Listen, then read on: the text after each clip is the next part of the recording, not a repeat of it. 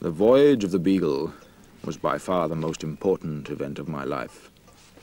Indeed, it determined my whole career. But if anyone should ask my advice before undertaking a long voyage, my answer would depend on his possessing a decided taste for some branch of knowledge. For the passing pleasures of the moment do not always counterbalance the evils.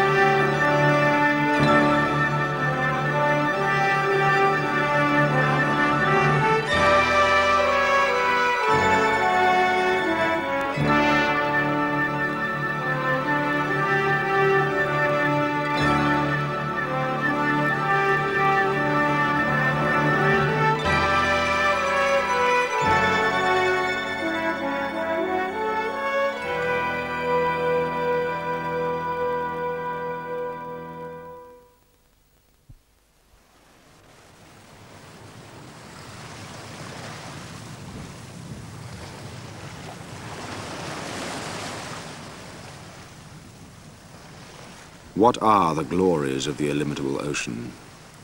A desert of water, as the Arabian calls it. Even the greater number of sailors, it appears to me, have no real liking for the sea itself. As for me, the misery I endured from seasickness was far beyond anything I could have guessed at. It is no trifling evil cured in a week, as some people suppose. The real misery only begins when you're so exhausted that any little exertion makes a feeling of faintness come on. Slack off the forecourse brace! Taking the topgallants, Mr. Wickham. The topgallants, sir, but we're making a wonderful way in this breeze. Do as I say, Mr. Wickham.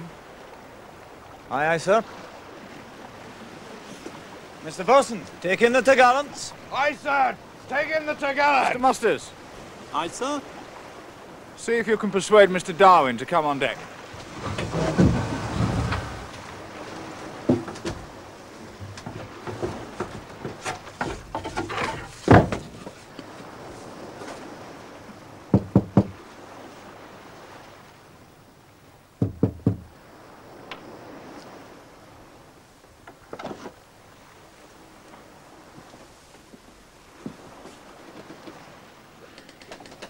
Mr. Darwin.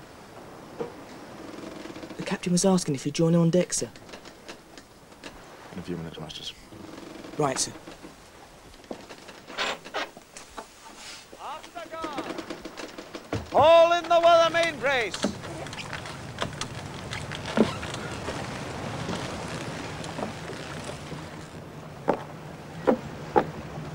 Aloft there! Send a hand to those back braces about the top rim. You're beginning to find your sea legs, I'm glad to see. I'm not so sure. By the time you reach the South American coast, you'll have the stomach of any admiral. They say Nelson never got over it. Do they now? Well, you see those men? Every one of them was as sick as a baby when he first came on board, and now look at them. Just to look at them makes me feel ill. They say you slacken sail just for my sake. That was kind of you. We shall soon make up the lost time. We should be changing tack in about half an hour. After that, the faster she goes, the smoother she'll ride. In the meantime, it's best you stay on your feet. I shall be doing my round shortly. Best accompany me.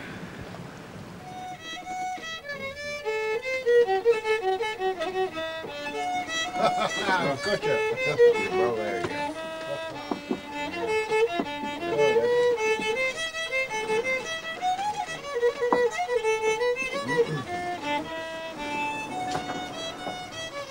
On your feet! Come on, move. On your feet.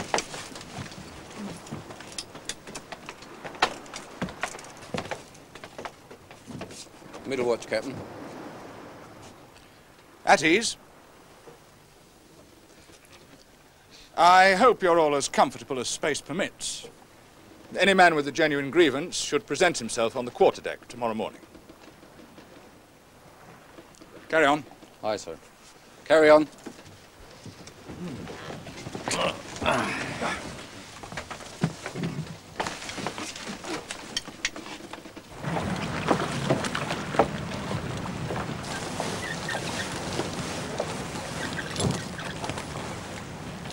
Fitzroy's authority was beyond question. I would never have believed the extent to which every officer and man felt the slightest rebuke or praise. It was amusing to see Hans hauling at a rope, not supposing him to be on deck, and then observe the effect when he uttered a syllable. It was like a string of dray horses when the wagoner gives one of his awful smacks.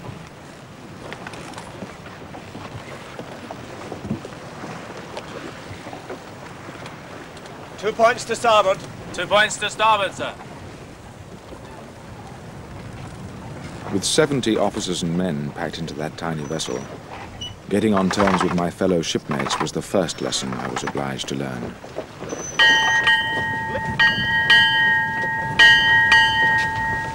On deck, battle watch.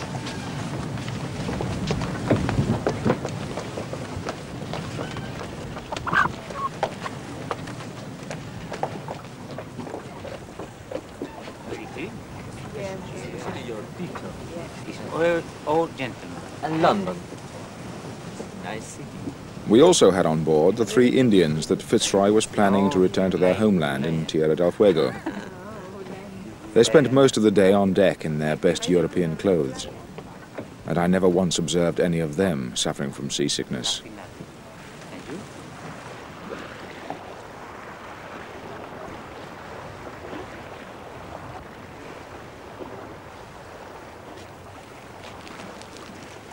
Darwin?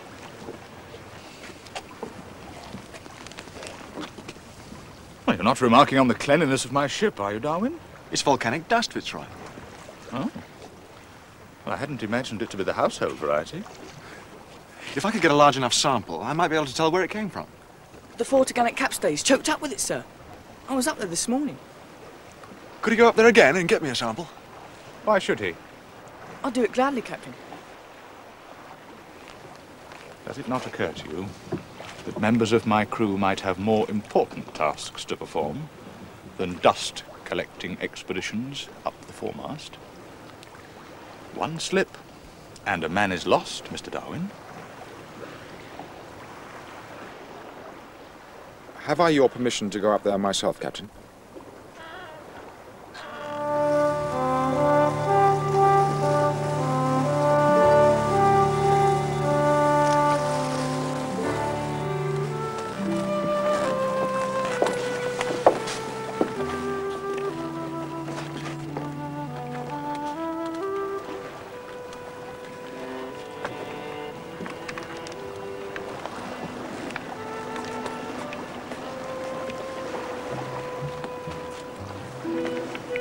After him, Mr. Musters. He may need some assistance shortly.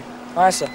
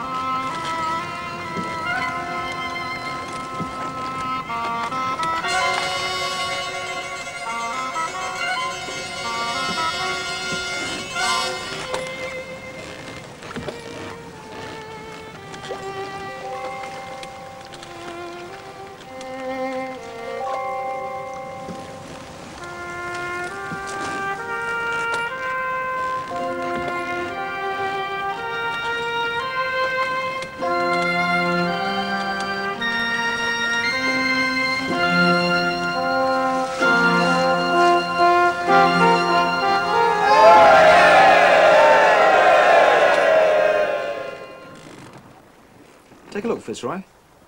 That brown dust contains dozens of different organic forms.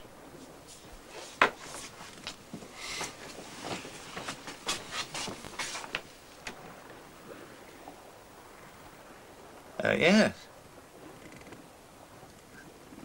That's extraordinary. I wonder where they come from. Are we nearer to Africa or South America? Well, this is our position. There. The African coast is closer, but the prevailing wind is from South America. Which means that all of these organisms could have originated in South America. Very probably. So why is all this light being blown around in the air? Well, why not? God made the wind. He can make it blow as he likes. Even sink my ship with it if he feels so disposed. Just imagine, if the Beagle hadn't been here to collect it, all this would have just perished in the sea. Perhaps the fish have a taste for it. After all living things seem to depend for their survival on other things. Come in. You sent for me, sir? Ah, Covington. I've been thinking, Darwin. Once we reach South America, no doubt you'll be collecting a large number of specimens. Plants, insects and the like. Indeed, but it won't interfere with the running of the ship, I assure you. Oh, quite. Nevertheless, no doubt you'll be needing some assistance. I could spare Covington here from some of his normal duties. He could act as your personal servant, at least for part of the time. That is, if he has no objection. I don't mind one way or the other, Captain. There'll certainly be plenty to do. Labelling and cataloguing especially. But I'm sure I can manage, Fitzroy. I'd like to try, sir. I've had some education. You wouldn't find me wanting. Good. That's settled then. But the cost, Fitzroy, I insist you let me pay. No, we can discuss that later. That's all, Covington. Tell Lieutenant Wickham that I've agreed the new arrangement. Aye, Captain.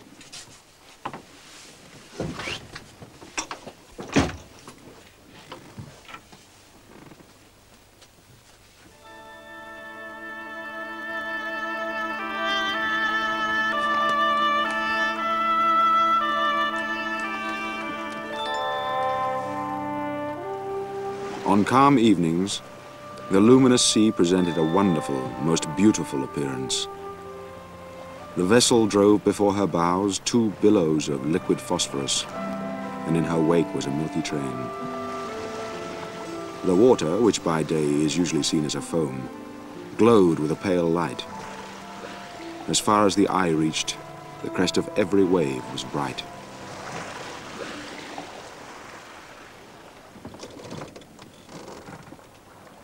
A stronger brew than the captain serves, eh? Another glass for you, Mr. Earl. Not that you appear to need it. Very civil of you, Mr. Wickham. Nothing like a few grogs to keep the ship on an even keel. Drink up, philosopher. You may not be feeling like it tomorrow. What does the weather hold now? Please the Lord, no more storms. No one ever died of seasickness. I shall be the first. I shall make medical history. The sun will shine tomorrow, never fear. About noon by my reckoning. Might be the right time to make yourself scarce. Scarce on this ship. You couldn't hide a penny piece. But why tomorrow? I think Mr. Sullivan's hoping you haven't been in these latitudes before. He knows very well I haven't. Ah, well, you see, tomorrow, given a fair wind, we cross the line. And if you've never crossed the line, you couldn't pick a better way to do it than on one of His Majesty's men of war. But there are certain traditions to be maintained. Savage and barbarous customs, Darwin. Their meaning buried in the mists of time.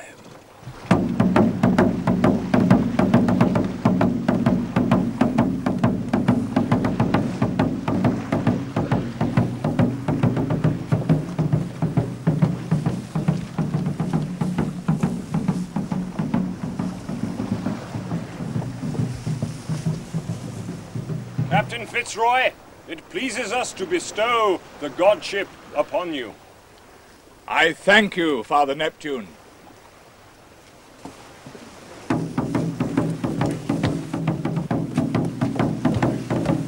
What fools these sailors make of themselves! Blindfold him, and proceed with the ceremony in a manner befitting his high standing upon this vessel. I understand he is a friend of the captain. I was. Strike up, Mr. Covington!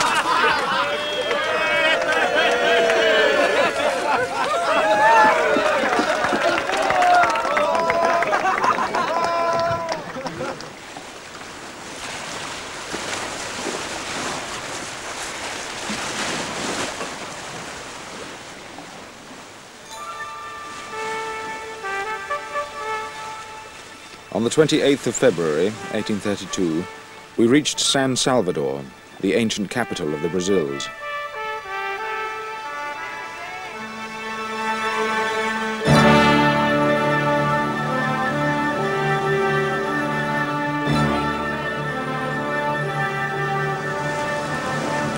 Stand by to take in all sail, Mr. Whitman. Stand by to take in all sail, Mr. Bosun. Aye, aye, sir. Stand by to take in all sail. Take in all sail, Mr. Bosun. Aye, sir. Take in sail.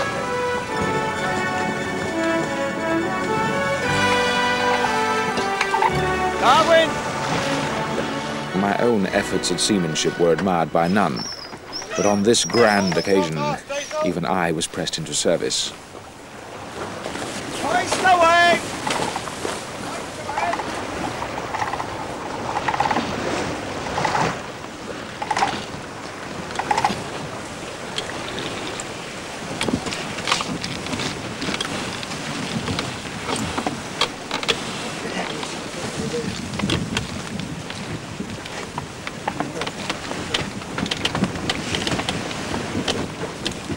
Belay that rope and look alive! Let go!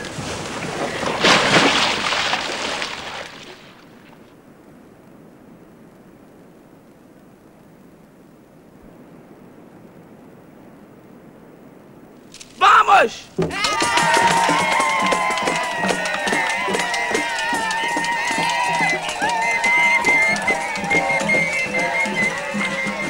It was carnival time, but nothing daunted, Wickham, Earl and myself were determined to face its dangers. This is just the beginning of Carnival. How long does it go on? About 3 weeks. Once a year, they throw off their cares like an overcoat. The English never learned the trick of it. No, nor the Scots.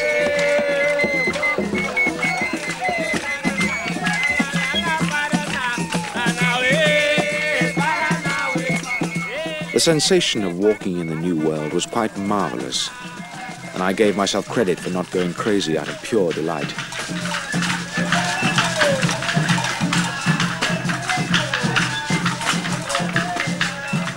I was prepared for the color and gaiety of the tropics, but the actual experience proved more overwhelming than anything I had imagined. If human beings living in such lush and exotic surroundings could adapt themselves and respond to such different impulses from those I was accustomed to, then I could only wonder at the sights and experiences that must be awaiting me in the natural world.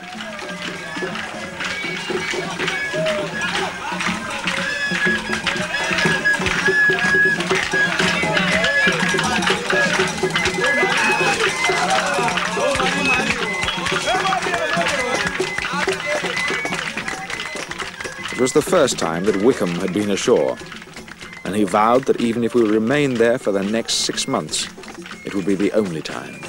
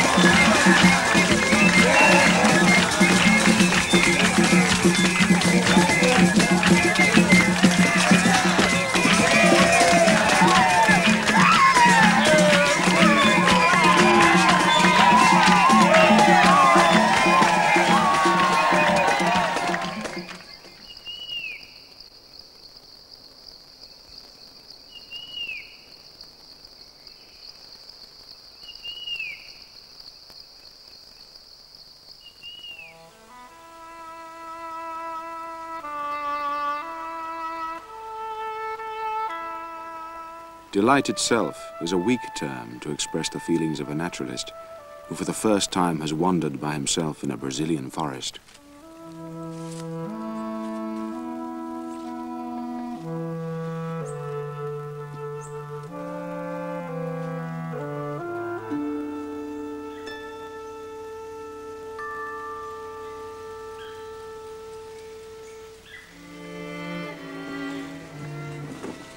The elegance of the grasses, the novelty of the parasitical plants, the glossy green of the foliage, but above all, the general luxuriance of the vegetation filled me with admiration.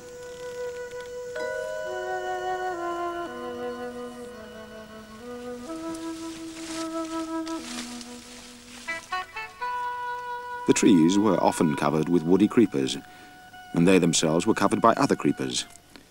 Twiners entwining twiners, like tresses of hair.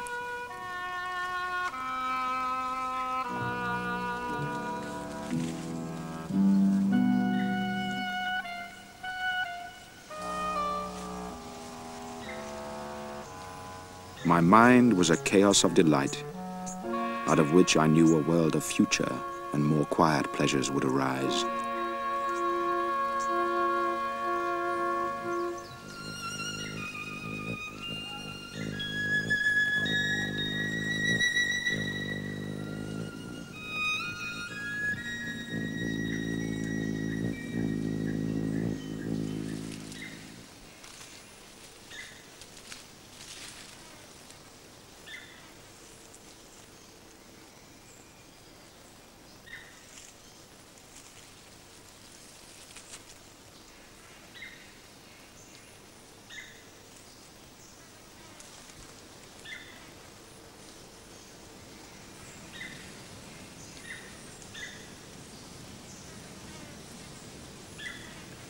If my eye attempted to follow the gaudy flight of a butterfly, it was immediately diverted by some strange tree or fruit.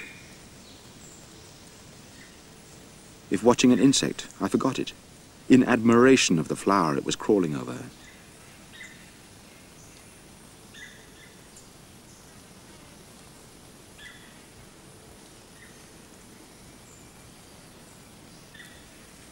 But even in the midst of all that wonderment, the habit of minute observation, which I had acquired at Cambridge, did not desert me.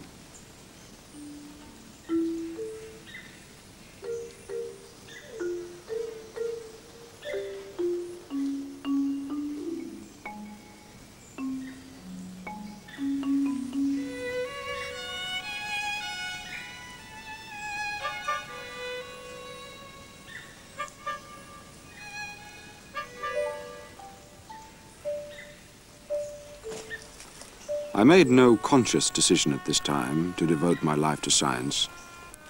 As so often with me, the process was a gradual one. But looking back, I believe it was there, in the Brazilian rainforest, that my future path was set.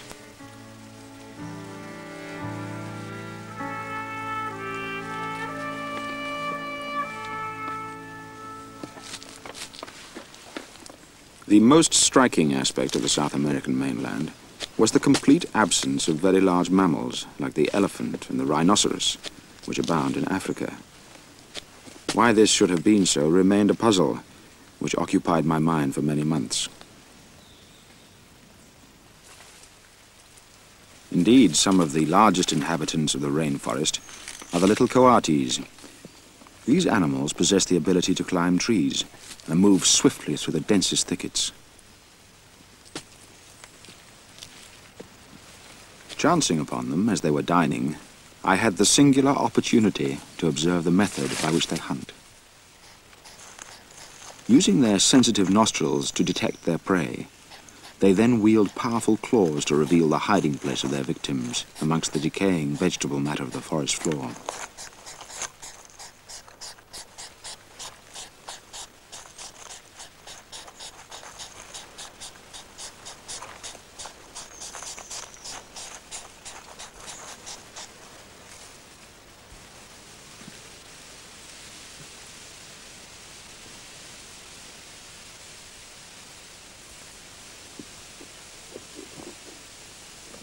At this stage of our journey, I was content simply to observe, rather than make deductions.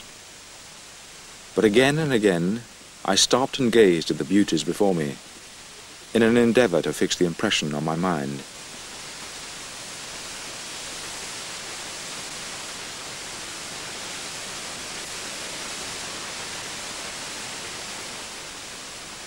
sooner or later the memory would fade. But like a tale heard in childhood, it might yet leave an image full of indistinct but beautiful reflections.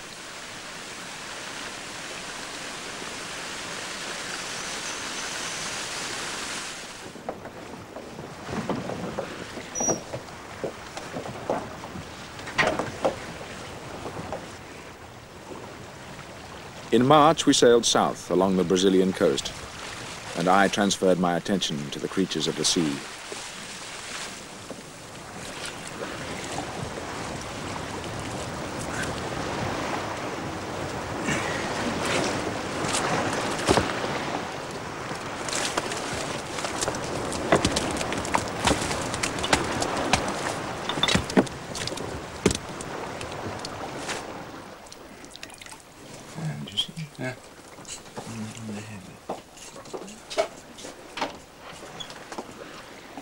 Mr. Darwin, I seem to find you and your fish innards everywhere I go. This is the officers' mess, you know. We asked him in, Wickham. Sorry, Wickham, they asked to see my new marine specimens. Well, this is all very well, Darwin, but where are we going to put all this stuff? Before long we'll look like a floating museum. Or a fishmonger's. It's the scientific mind, Wickham, forever cutting things up. The artist has a more civilized way of looking at the world. He's content to observe things as they are. You can't observe the digestive system of a fish simply by looking at it, Earl. Then observe the beauty of it and leave the simple creature alone. If I were the skipper, I'd have hewn your damned mess out of this place. Most of it's not even fit for eating by the looks of it.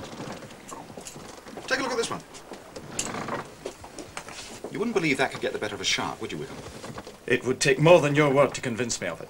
Absolutely the case. Whenever it's attacked, it blows itself up like a ball.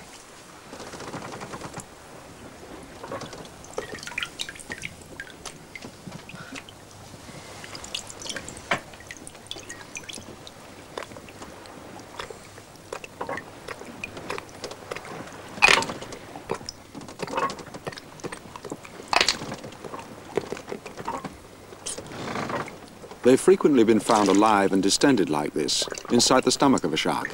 Very uncomfortable for the shark. That's just the beginning. It then proceeds to eat its way not only through the lining of the stomach, but through the side of the monster as well. You see, Wickham, David getting the better of Goliath. Exactly. Who would have thought that soft little creature could destroy the terror of the oceans? And what better reason for getting it off my ship?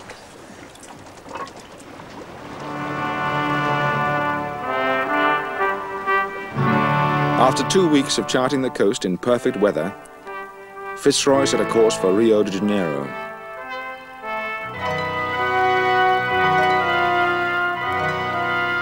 The scenery was magnificent. Nothing could have been more striking than the effect of those huge, rounded masses of naked rock rising out of the luxuriant vegetation.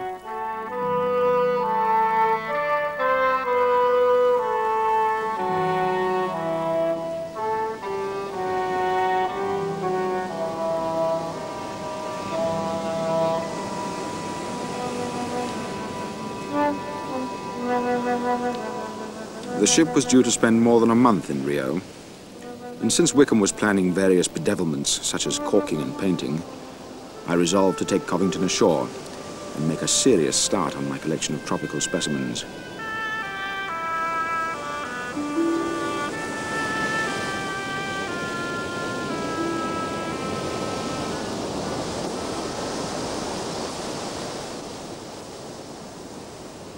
In England, any person fond of natural history is delighted to have his walk interrupted when something attracts his attention.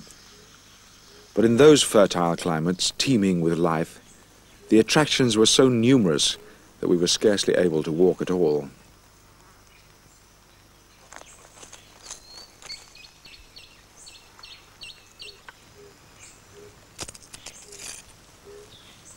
As to the vegetation, before the voyage I could hardly tell a daisy from a dandelion, and it was positively distressing to walk in that glorious forest, knowing how much more benefit a knowledgeable botanist would have derived from it. Yet, in one respect, my very ignorance was an advantage, since I had no hesitation in transferring my attention from plants to insects, then back once more to plants.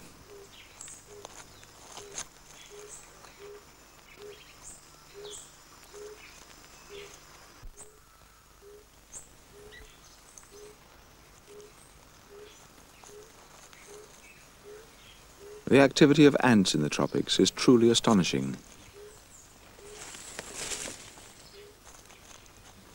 Well-beaten paths branch off in every direction, on which an army of never-failing foragers may be seen.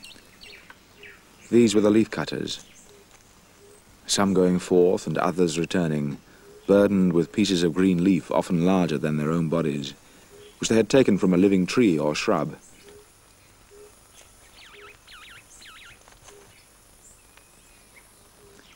When attacking a plant, the ant turns its whole body into a tool, the jaws for sawing and the legs for gripping, like a vice. Even our ship's carpenter aboard the Beagle would have had to commend such precision.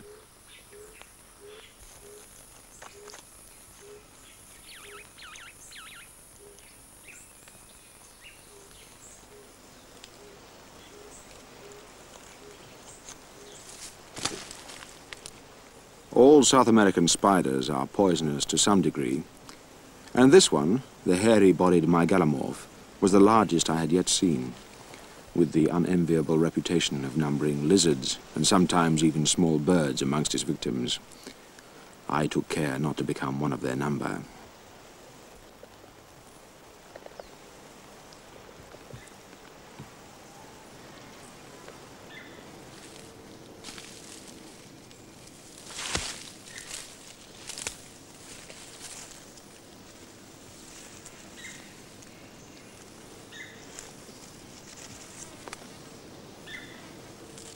Mr. Darwin, sir.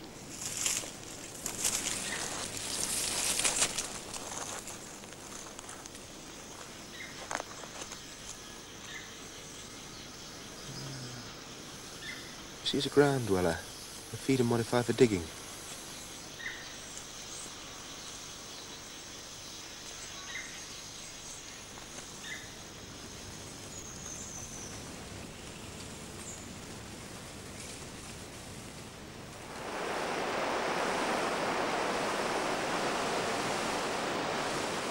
Covington must have thought he was with a man possessed, as I set off in pursuit of more and more of the brilliantly decorated butterflies that fluttered lazily down the streams.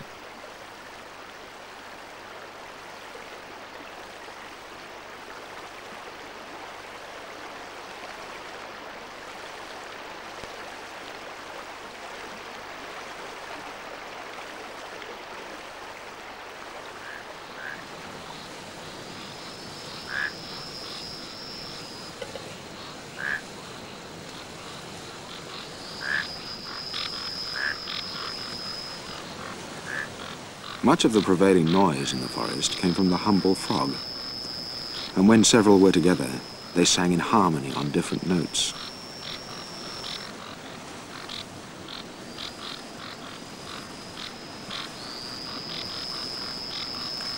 On closer inspection, we found that this particular genus had small suckers at the extremity of its toes. I tested their effectiveness by placing the frog on my magnifying glass.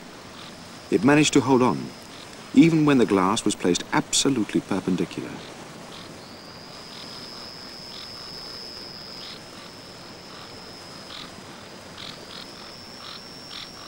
Looking back, I can now perceive how my love of science gradually took over from every other taste.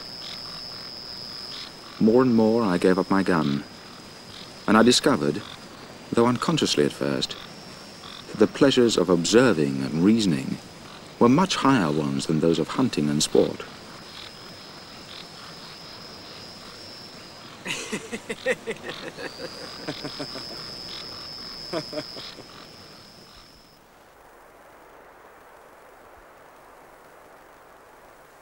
I've just discovered a most important error in the charts.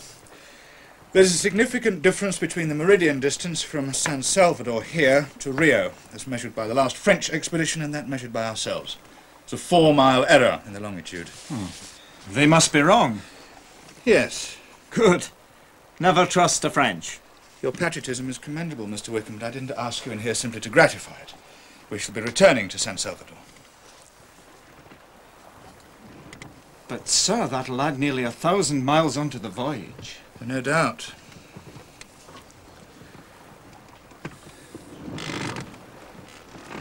Have we any reason to doubt our measurement? Almost certainly it's the French measurement that's in error. However, we came here with Admiralty instructions to chart the South American coastline.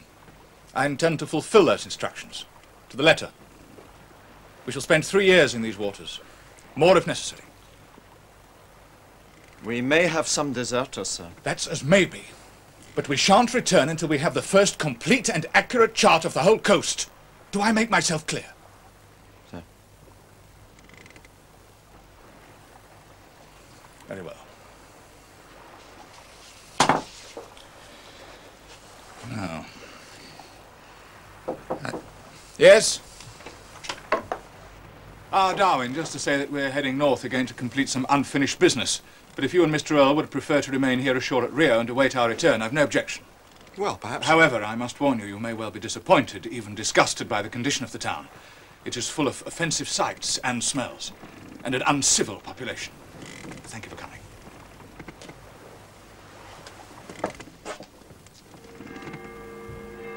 We were now to be free from the confinement of life on board for several months, and I took the opportunity of growing a beard. Fitzroy had given Earl and myself an introduction to an Irish planter called Patrick Lennon, who owned a house in Rio and a large estate in the interior. I'll wait with the baggage, sir. I'm sure Mr. Lennon would be happy to receive you. I prefer to keep an eye on things, sir.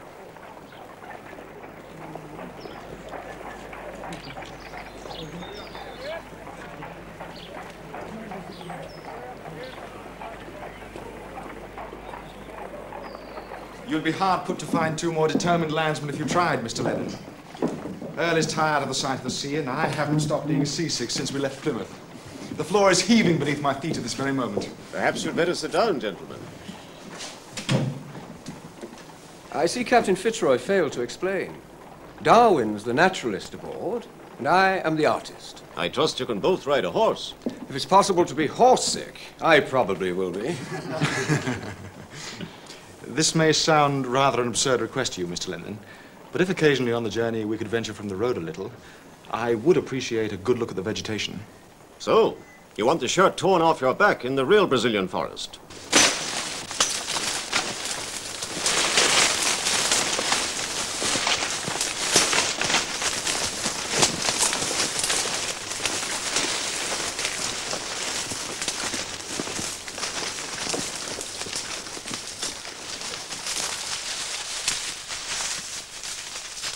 Lennon's estate was more than 100 miles from the coast, and in order to give me a chance to collect specimens, we planned to spread the journey over several days.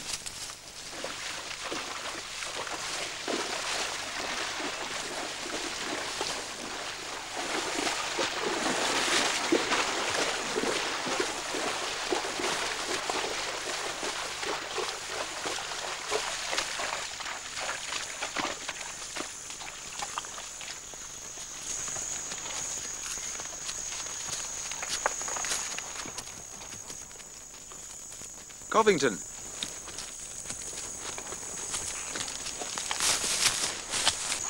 Look at this.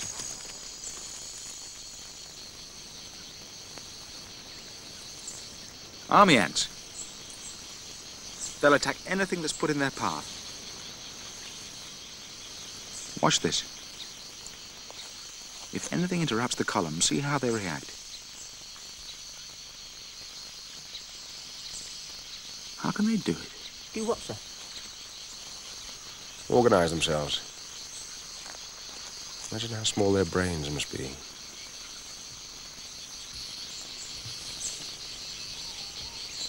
You want me to collect some, sir? No.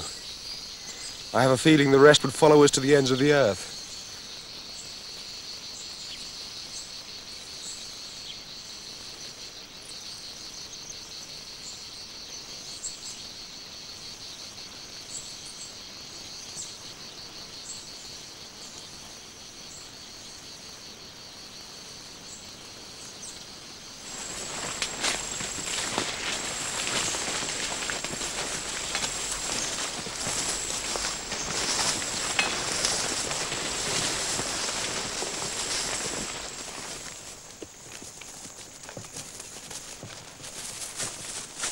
The day had been powerfully hot, with the thermometer in the shade reaching 84 degrees.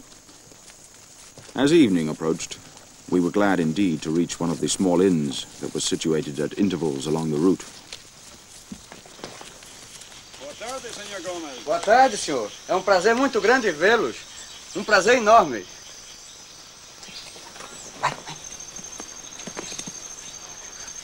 É um prazer enorme recebê-los. Nossa casa sente-se honrada com sua presença. Qualquer coisa que os senhores pedirem serão atendidos. É uma honra muito grande. Uma honra muito grande. Obrigado, senhor.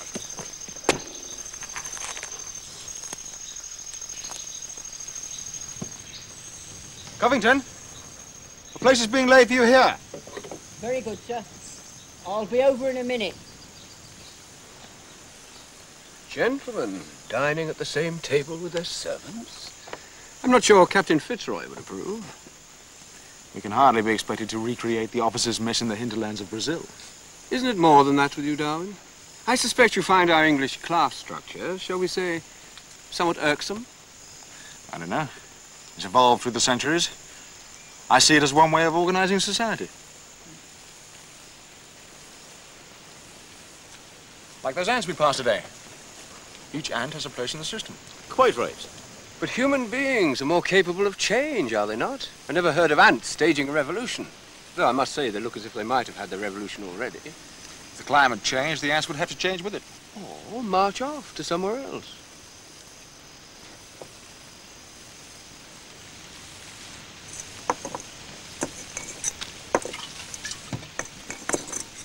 O moleque não tá vendo que tá sujo, tá? Vai, vai, vai, vai!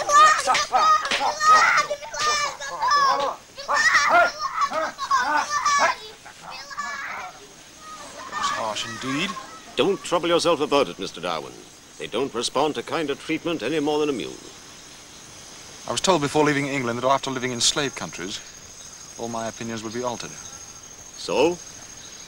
The only alteration I'm aware of is forming a much higher opinion of the Negro character. You haven't been amongst us very long, Mr. Darwin. Drink up, Charles. This is no evening for arguments. Take comfort from the fact that the earth is no longer heaving under your feet.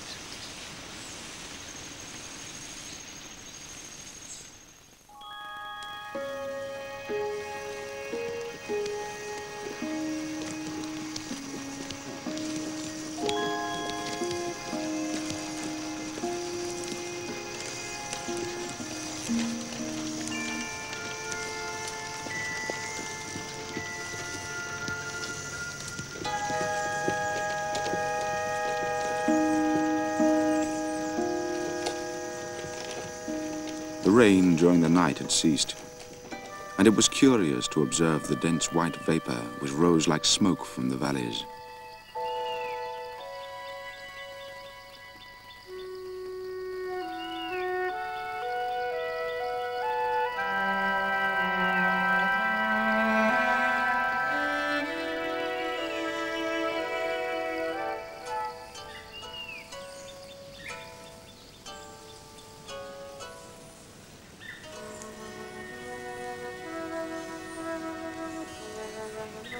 Among the many creatures I was observing every day, the brightly colored caterpillars particularly caught my attention. Instead of hiding from their potential enemies, they contrived to look as fierce as possible. But even more remarkable, where some had poisonous hairs to protect them from birds and lizards, others did not. Their bristling armor might look just as fierce, but in truth their whole appearance was a harmless pretense, apparently designed to confuse their predators.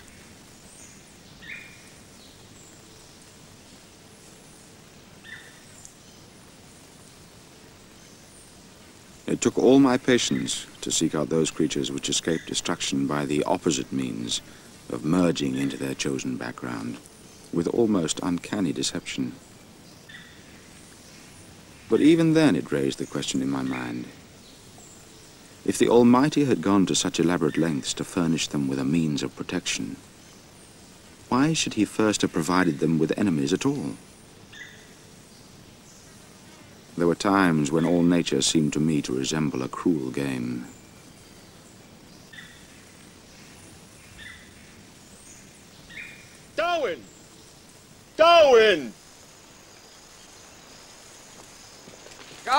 come along.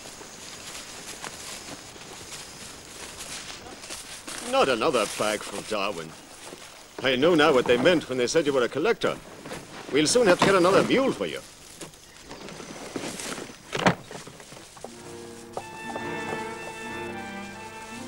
After 4 days' riding, we came in sight of the Rio Mackay estate.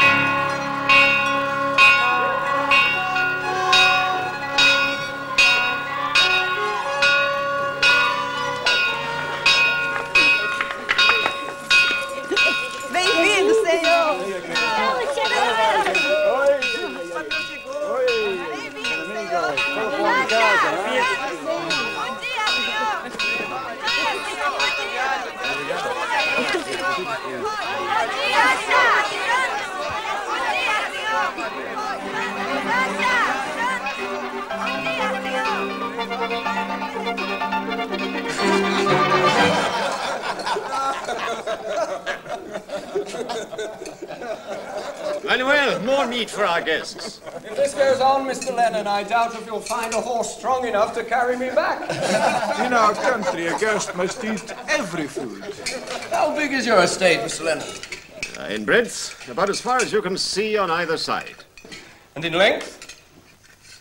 I've quite forgotten. And how many slaves do you need to work your land? I've forgotten that, too. How many, Manuel? Oh, many, many. He looks after them well, doesn't he, Darwin? I can't deny it. These here look contented enough. One big family, one happy family. Mr. Lennon, you remind me of an Oriental sultan who's forgotten how many wives he has.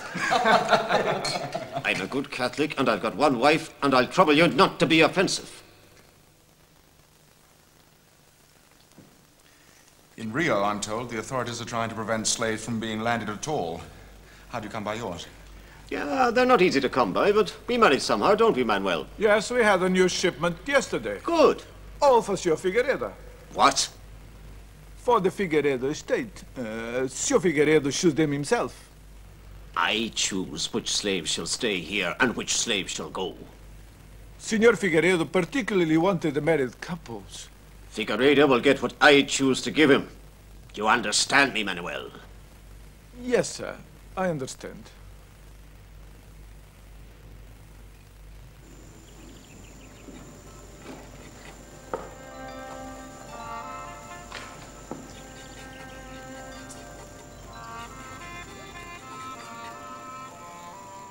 Good morning, Charles. Morning, Al. Started early, I see. Oh, yes. Too good to miss.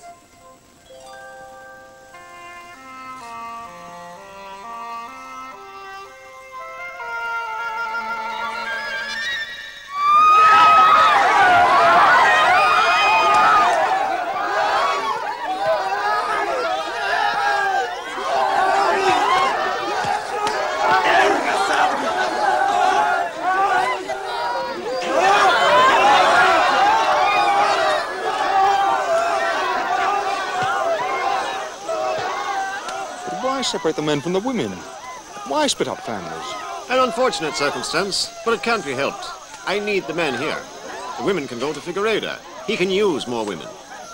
But they will see their men again. Ah, hardly. The Figueiredo estate's more than 200 miles from here. It's regrettable, but they'll forget soon enough. They're not married, you know. Not as we understand it. You believe that? I think you're being a trifle over-sentimental, Mr. Darwin. If I take my dog for a walk, he follows me gladly. Not knowing if it'll last for 5 minutes or 3 weeks. Come back in 6 months and see how they've settled down.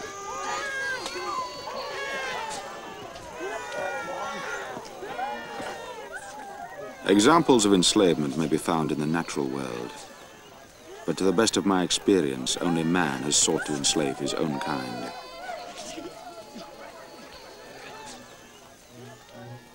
Beneath the tiles of the slave quarters, I noticed certain wasp-like creatures stuffing the body of a half-dead spider into their nest.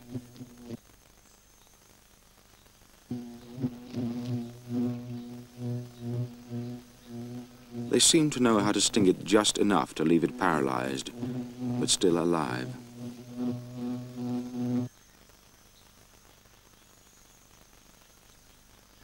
In due course, they would lay their eggs on it and make the wretched, powerless creature serve as a source of food for the emerging larvae.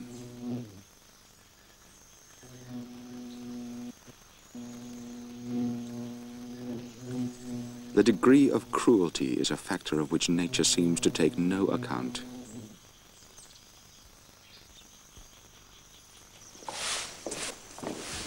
By the by, Darwin, I've taken the precaution of providing you with an extra mule. It's very kind of you. Just in case you continue collecting our specimens at the same rate on the road home. Oh, goodbye, senor. Bye, sir. Bye. Goodbye.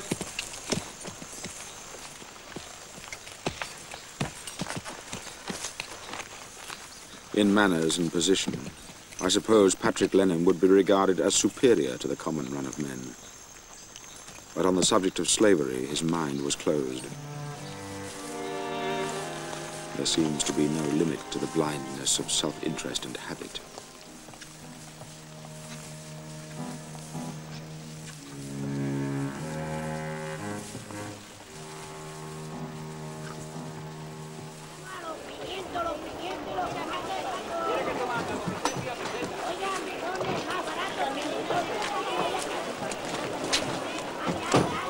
Where'd you manage to find all this stuff, philosopher? Oh, here and there, Mr. Wickham. And where the devil do you expect me to stow it? I'm sure you'll manage, Mr. Wickham. Once Darwin has catalogued it, it can all be sent to England from the next port.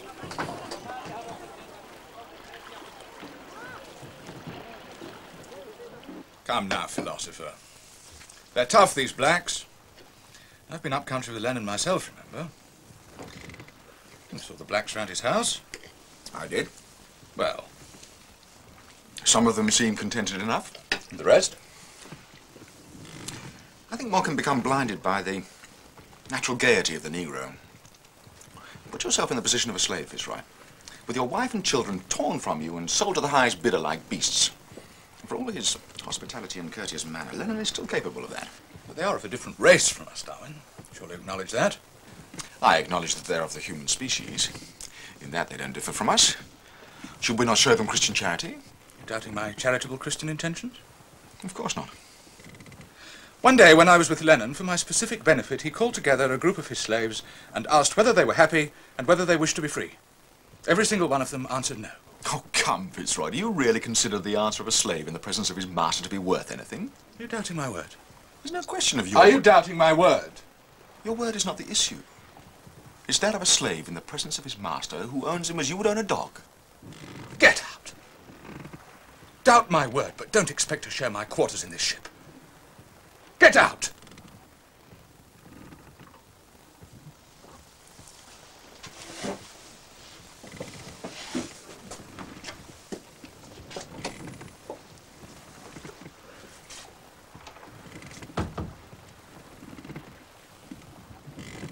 So the coffee pot boiled over. You could say that. We got into a stupid argument about Lennon and his slaves. And Fitzroy, naturally, was on the side of established authority. Well, he'll cool, never fear. But in any case, you're more than welcome to mess with us here. You're very kind, but I'm afraid it wouldn't do. It's been good enough for me all these months. Some rough company, of course. I didn't mean that. I've offended him deeply. I think it would be better for all concerned if I quit the ship as soon as I can. I know him better than you, and I'm telling you he'll have forgotten the incident within the hour.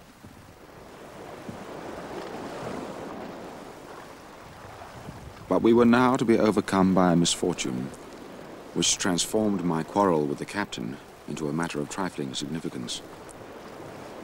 A party of officers and men returning from a hunting expedition ashore had been struck by fever. 2 died almost immediately, and now young Masters was gravely ill.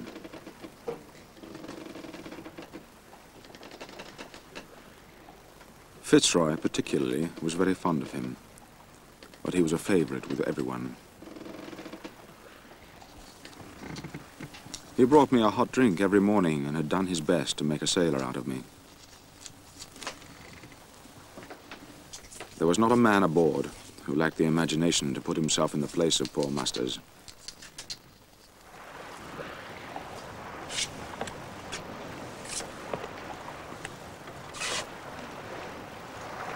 But it was the captain who carried the full burden.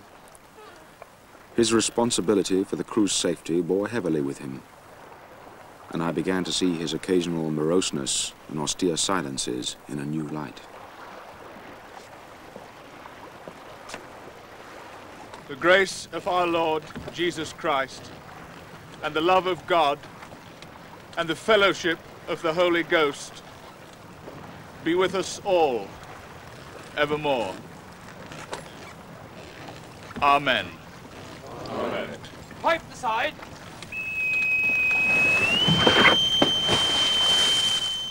Masters was buried on the 19th of May, 1832.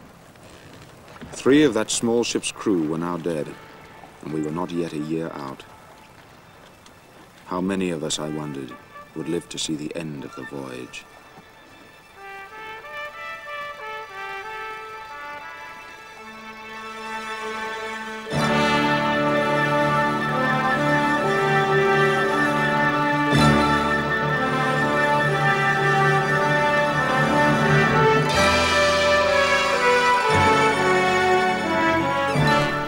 And we continue in the footsteps of Charles Darwin tomorrow morning at 10:30.